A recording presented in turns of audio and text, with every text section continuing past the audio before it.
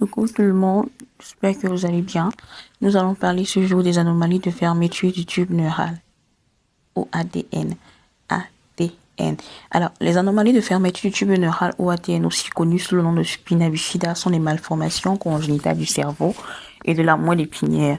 Elles résultent d'une soudure incomplète du tube neural au cours des 4 premières semaines de grossesse. L'enfant est mort-né ou lourdement handicapé à vie.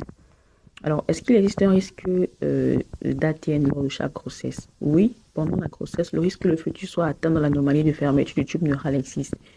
Cependant, il est indépendant de l'âge de la mère et du fait qu'il s'agit souvent d'une première grossesse. Par contre, si la femme ou un membre de sa famille a déjà donné naissance à un enfant atteint d'ATN, le risque est sensiblement accru lors d'une prochaine grossesse. Il faut noter qu'une importante proportion de ces malformations est liée à un manque de vitamine B9, acide folique, au cours des premières semaines du développement embryonnaire aussi.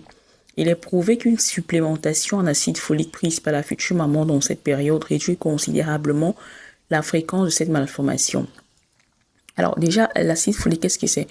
L'acide folique est également connu sous le nom de vitamine B9 ou folate nutriment qui aide à la croissance et au maintien des cellules.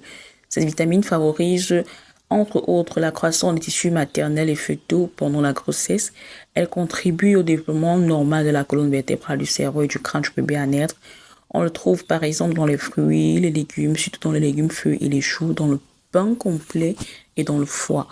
Notons que l'acide folique synthétique est disponible sous forme de comprimé ou est présent dans les aliments enrichis. En comprimé, il est administré de la conception du fœtus jusqu'à la fin du premier trimestre de grossesse.